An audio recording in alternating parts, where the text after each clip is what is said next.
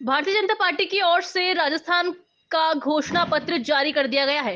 विभिन्न जन कल्याणकारी योजनाओं के साथ ही हर वर्ग तक राहत पहुंचाने का प्रयास किया गया है। भारतीय जनता पार्टी की संभाग प्रभारी महेंद्र सिंह और भाजपा शहर अध्यक्ष रमेश सोनी ने आज प्रेस वार्ता आयोजित कर मैनिफेस्टो जारी किया गया और बताया कि कांग्रेस के कारण राजस्थान एक बार फिर पीछे गया है। ऐसे में भारतीय जनता पार्टी की सरकार एक बार फिर इस राजस्थान को विकसित राज्य की श्रेणी में मिलाकर खड़ा करेगी। इसे लेकर मैनिफेस्टो जारी किया गया है। इसमें युवा, किसान, महिला सुरक्षा जैसे विभिन्न महत्वपूर्ण विषयों पर फोकस करते हुए पर्यटन के साथ ही पर्यावरण जैसे सभी मुद्दों को घोषणा पत्र में शामिल किया गया है, जिससे कि राजस्थान के हर वर्ग को फायदा मिलने के साथ ही देश में राजस्थान अलग पहचान स्थापित कर सके। वैसे भारतीय जनता पार्टी के कई कार्यकर्ताओं ने पिछले दिनों इस्तीफे दिए हैं। आपका क्या कहना है उसमें? देखिए, भारतीय जनता पार्टी में सबसे पहली बात तो मैं कहूँ कि अगर बात इस्तीफा देने की बात आती है तो इस्तीफा पद से दिया जाता है, लेकिन हमारे यहाँ व्यवस्था में पद व्यवस्था कुछ नहीं होता, हमारे यहाँ दायित्व होता है, पहली बात। दूसरी बात, यदि किसी भी प्रत्याशी द्वारा इस प्रकार से एक प्लान्ड वे के अंदर कुछ लोगों को इकट्ठा करके एक माहौल बनाने के अपने पक्ष में और इस प्रकार का जो किया गया, और वो भी मेरी गैर मौजूदगी में, मैं पूछना चाहूँगा कि जिन लोगों ने इस्तीफे दिए, यदि वो एक भी भारतीय जनता पार्टी का जो नियुक्ति पत्र है वो यदि प्रस्तुत कर दे तो मैं उनको मान जाऊंगा, लेकिन ये पूरा एक षड्यंत्र है जिसके तहत माहौल बनाने के लिए सारा किया जा रहा है। नेम प्लेट को लेके आए थे साथ में जो बीजेपी नेम लगाती प्लेट है। कोई भी बना सकता है, आप मुझे बताइए। आप मैं और हम अपॉइंटमेंट की बात करते हैं, जब नियुक्ति पत्र विधिवत साइन से, अगर जिलाध्यक्ष के साइन से उनको नियुक्ति पत्र दिया गया हो, ऐसी कोई उनके पास पत्र हो तो मुझे बताएं कि मैं मान सकता हूँ कि उन्होंने अपने पद से इस्तीफा दिया है या दायित्व से इस्तीफा दिया वो है, ऐसा सब कुछ भी गलत नहीं। है, कुछ मन गढ़ंत हाँ, है। मतलब मैं ये नहीं कह सकता, लेकिन ये पूरा कुल मिलाकर के एक षड्यंत्र के तहत ये ऐसा किया जा रहा है और इससे कोई लाभ नहीं मिलने वाला। जनता बहुत समझदार है, हमारे अजमेर की जनता बहुत विवेकशील है, हमारे अजमेर के जो कार्यकर्ता हैं वो बहुत संगठित है और निश्चित रूप से वो कितने भी इस प्रकार के हथकंडे कर ले, लेकिन उनका कोई प्रयास सफल होने वाला नहीं। और जिस तरीके का उत्साह और उमंग जनता के बीच में दिख रहा है और जनता पूरी तरीके से त्रस्त है। बिजली का बिल जो बढ़ा हुआ है, 2018 में 5 रुपए 55 पैसे प्रति यूनिट बिजली थी, आज बिजली का दाम 11 रुपए 90 पैसे प्रति यूनिट हो गया है। अब जनता कह रही कि यहाँ बिजली नहीं, बिजली का बिल करंट मार रहा है लोगों को, तो लोग उससे पूरी तरीके से त्रस्त हैं। भ्रष्टाचार चरम पर है और लॉ एंड ऑर्डर की स्थिति पूरी तरीके से खत्म हो चुकी है। इन सब चीजों से लेकर के राजस्थान की जनता वर्तमान सरकार के से बहुत नाराज है और सब लोगों ने संकल्प लिया है कि निश्चित रूप से कांग्रेस मुक्त राजस्थान बनाएंगे और इससे प्रतीत हो रहा है कि अब कांग्रेस जा रही है और भारतीय जनता पार्टी आ रही है।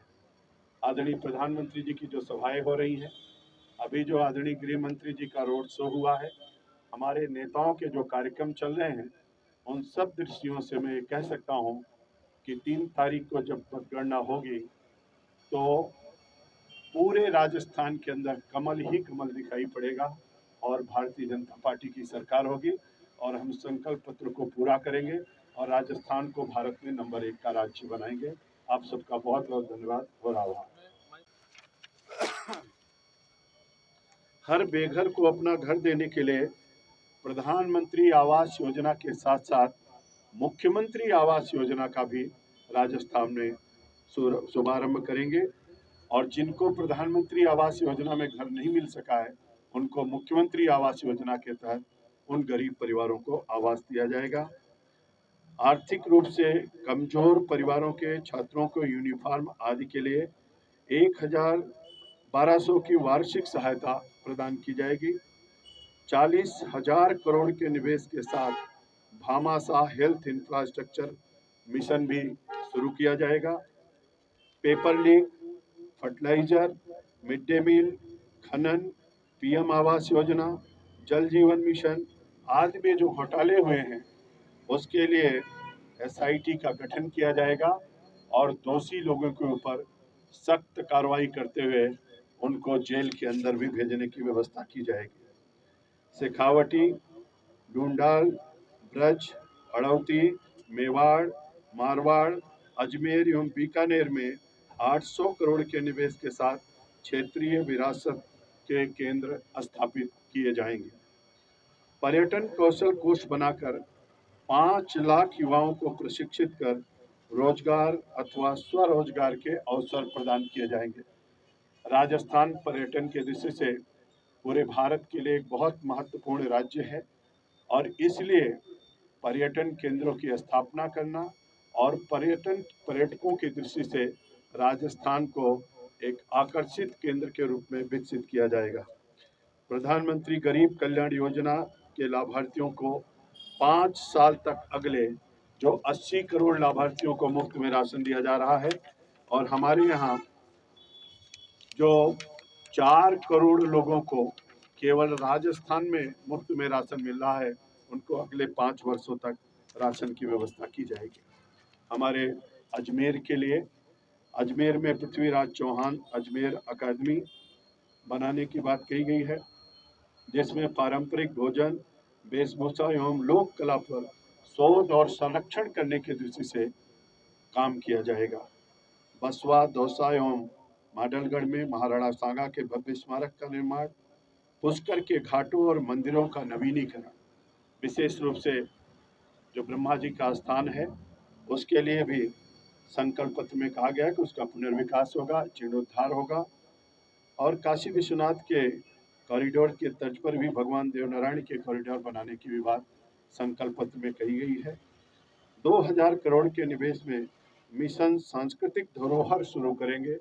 जो हमारे प्राचीन स्थल हैं, सांस्कृतिक धरोहर हैं, उनके विकास के लिए भी 2000 करोड़ रुपए का निवेश किया जाएगा। केंद्र सरकार के सहयोग से अजमेर, पाली, कोटा, सिरोही, जयपुर में मल्ली मॉडल लॉजिस्टिक पार्क के निर्माण भी कार्य भी तेजी के साथ कराया जाएगा। प्रत्येक संभाग में लघु एवं सूक्ष्म मध्यम उद्योगों की सुविधा केंद्र स्थापित किए जाएंगे। प्रत्येक संभाग में राजस्थान उद्योग मेला स्थापित होगा। भाटिंडा अजमेर ग्रीनफील्ड एक्सप्रेसवे के निर्माण का कार्य भी किया जाएगा।